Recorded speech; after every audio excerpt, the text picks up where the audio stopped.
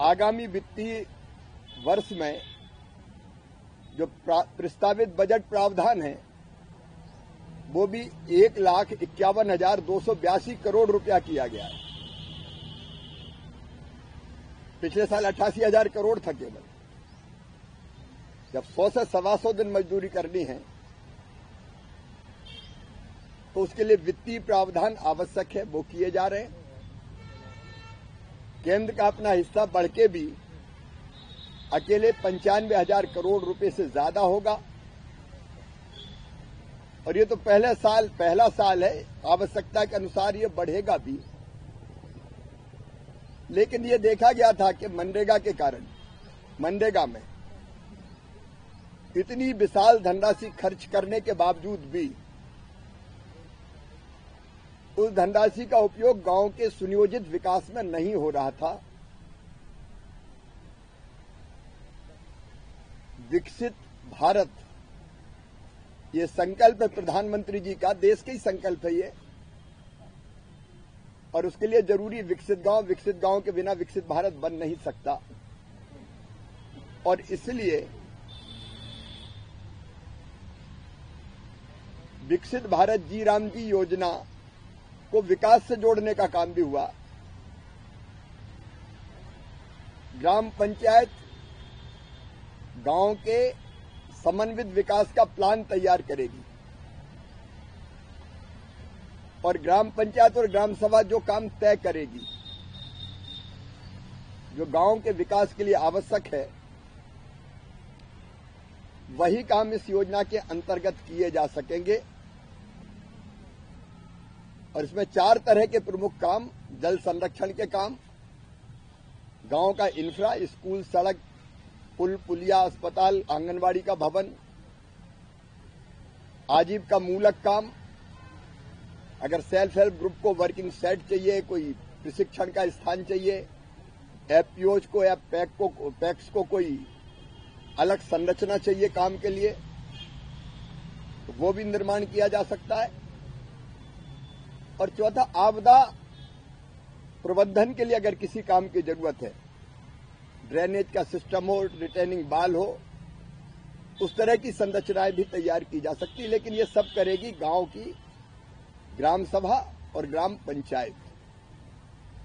अब पहले साल ही 1.5 लाख करोड़ रुपए से ज्यादा का प्रावधान होगा, तो आप अंदाज लगाइए 5 साल में 7.5 लाख करोड़ से ज्यादा रुपया खर्च होगा। अगर ये ढंग से गांव के विकास में खर्च हो जाए तो मजदूर को मजदूरी मिलेगी और गांव का स्वरूप बदल जाएगा। एक और विशेष प्रावधान इसमें यह किया कि कई बार कुछ पंचायतों में काम बहुत हो जाते हैं, वो विकसित है, और कई पंचायतें जो दूर दराज के क्षेत्रों की है, वह अपेक्षाकृत कम विकास के काम हुए। तो विकास के काम और रोजगार के अवसरों की आवश्यकता के हिसाब से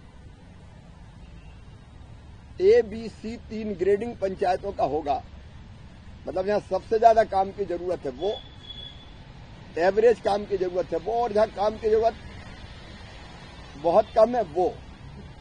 और उन पंचायतों को राज्य ही ग्रेडिंग करेगा और आवश्यकता के हिसाब से ज्यादा धनराशि आवंटित कर सकेगा जहां ज्यादा जरूरत है काम की।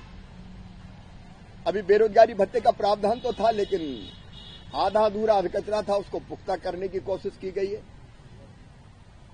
और कई बार मजदूरी में देर होती थी तो विलंबित मजदूरी के लिए कोई अतिरिक्त भुगतान नहीं होता था, उसका प्रावधान भी इसमें किया गया है।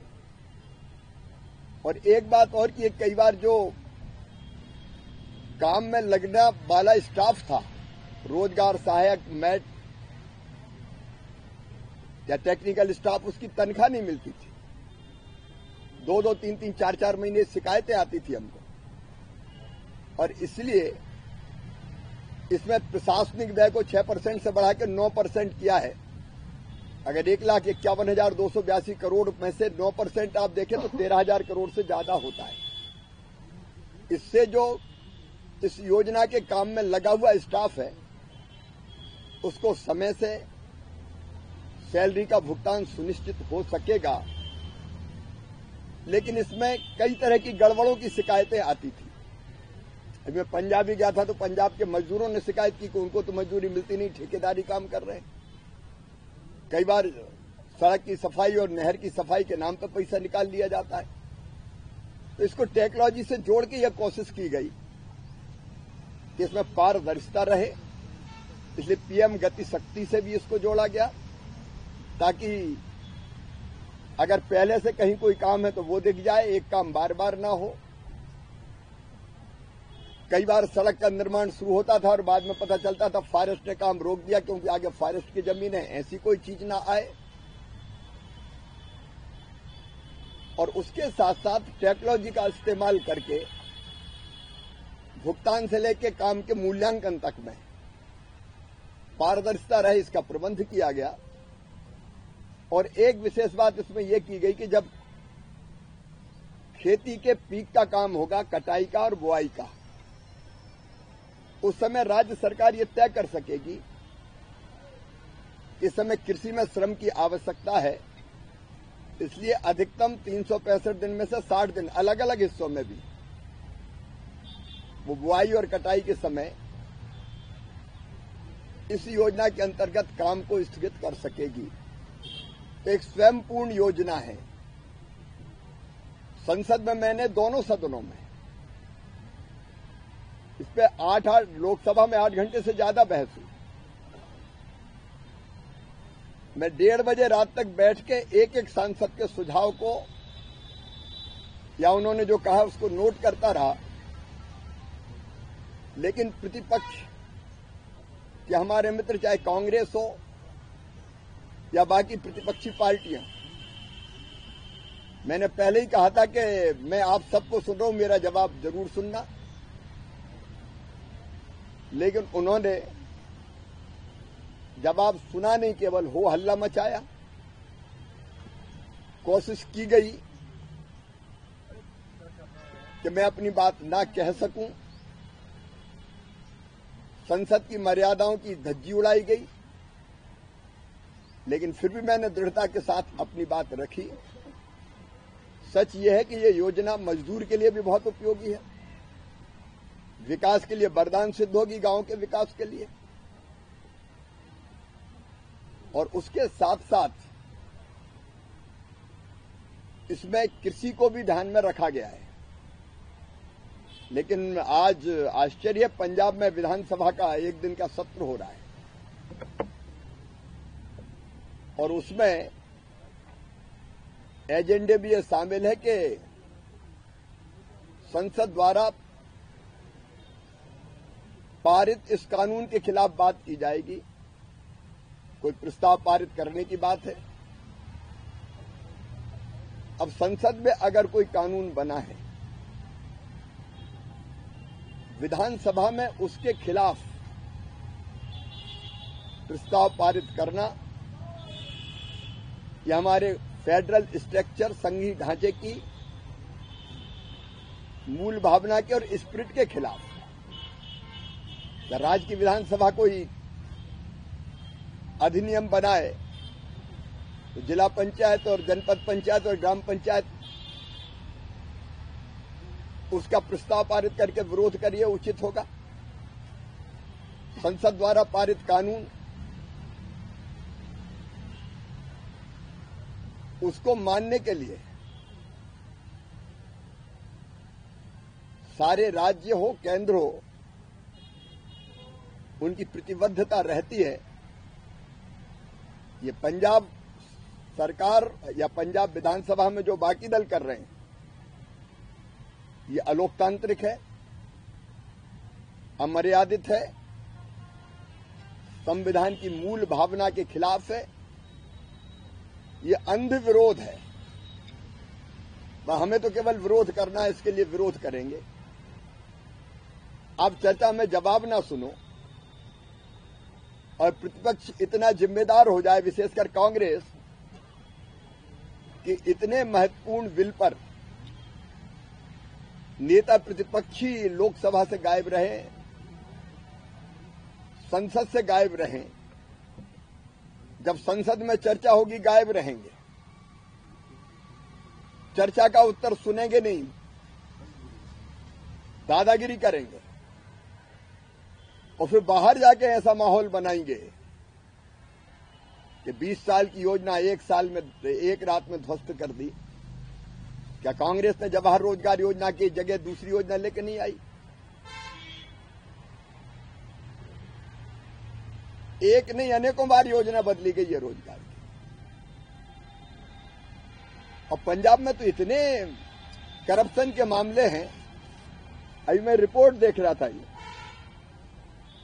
पंजाब में सोशल ऑडिट 13,304 ग्राम पंचायतों में से केवल 5,915 में हुआ। लगभग वित्तीय गबन के 10,653 मामले सामने आए रिपोर्ट में। 10,653 मामले, उनमें कार्रवाई नहीं की गई। सड़क की सफाई और नहरों की सफाई के नाम पर पैसा निकाल लिया गया।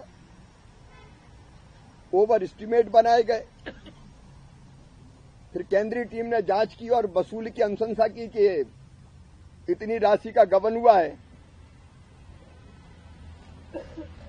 उसकी वसूली भी नहीं की। जिनने ये भ्रष्टाचार किया, दिशा निर्देशों का पालन नहीं किया, उनके खिलाफ कोई कार्रवाई नहीं हुई।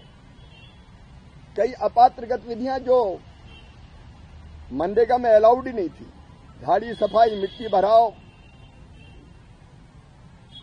नहर निर्माण, कुछ तो भी कर दिया। अनियमित व्यय किया है। मजदूर वहां शिकायत कर रहे हैं कि हमें तो मजदूरी मिलती ही नहीं। अब भ्रष्टाचार दूर करने के लिए काम नहीं करते, अगर पकड़ा जाता तो कार्रवाई नहीं करते। और संसद में प्रस्ताव पारित करने की बात, विधानसभा में कानून के खिलाफ प्रस्ताव पारित करने की बात करते हैं। ये अलोकतांत्रिक है। हम इसकी घोर इस सोच की मैं निंदा करता हूं। योजना को लेके सरकार सारी स्थितियां स्पष्ट कर रही है। ये बहुत उपयोगी योजना है। प्रधानमंत्री जी को मैं इस कानून और योजना के लिए बधाई देता हूं और विपक्षी दलों के मित्रों से यह आग्रह करना चाहता हूं कि अंध विरोध करने के बजाय इस योजना का उपयोग राज्य के मजदूरों के हित में करें, गांवों के विकास के लिए करें।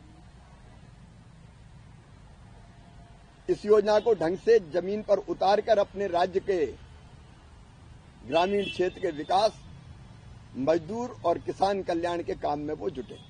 अब यह अजब गजब बात है। पता नहीं कौन से कल्पना लोक में रहते हैं। देश में तो रहते ही नहीं है वो। ये कभी संभव होता है कि मंत्री और कैबिनेट के बिना, मुझे लगता है जो मन में आए कुछ भी कहो, कहना भरे, वो भ्रम फैलाने की कोशिश कर रहे हैं। ये तो एक जमाना था जब एक स्वर्गीय प्रधानमंत्री जी हों या हमारे राहुल बाबा हों, उनने इस तरह की कई टिप्पणियां की थी, तो मैंने तो उनके बारे में कहा था। देखिए, जहां भी शिकायत मिलती है, केंद्रीय टीम जाती है, जांच करती है और राज्य सरकार को बताती है कि ये गड़बड़ है। इसलिए तो अब कार्रवाई की जरूरत नहीं पड़े, योजना ही ऐसी बना दो कि जिसमें गड़बड़ ना हो सके। अब मध्य प्रदेश की मैं देख के आपको बता दूंगा, एकदम अभी टिप्स पे थोड़ी रखी है। लेकिन पूरे देश में कई जगह से इस तरह की शिकायतें आई। राज्य सरकार को भी कहा गया कि वो जांच करके कार्रवाई करे और केंद्र सरकार की टीम ने भी अनुशंसा की कि यहां कार्रवाई की जानी चाहिए अलग अलग राज्यों में। मेरा ध्यान अपनी तरफ नहीं रहता, अपना तो एक ही काम है अपनी जनता की सेवा, जो दिया गया काम है उसको ठीक ढंग से पूरा करना। जो काम मेरा है ही नहीं, मैं उसकी चिंता क्यों करूं? चुनाव याद आता है तब मंदिर याद आते हैं। मैं ये मानता हूं कि मंदिर हो या बाकी धार्मिक गतिविधियां, ये आस्था के विषय होते हैं। जब इन सब धार्मिक संस्थाओं पर हमले होते हैं तब ये लोग चुप रहते हैं। चुनाव आते ही कई लोग त्रिपुंड लगाने लगते हैं, हनुमान चालीसा का पाठ करने लगते हैं, दुर्गा सप्तशती का पाठ याद आता है।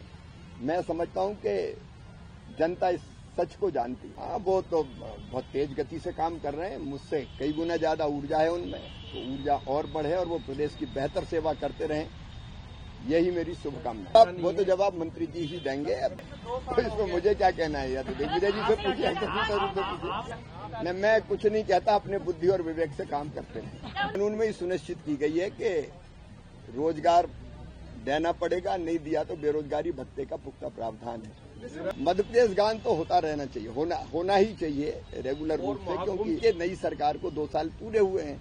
तो जो सरकार आती है वो उनका जितना कार्यकाल होता है उसको बताती है, उसमें क्या दिक्कत की बात है? अब वो 50 साल का थोड़ी बताएगी कि उनने ये किया और उनने ये किया। इसमें टेक्नोलॉजी का इस्तेमाल करके ये प्रयास किया है कि इस तरह की गड़बड़ न हो पाए।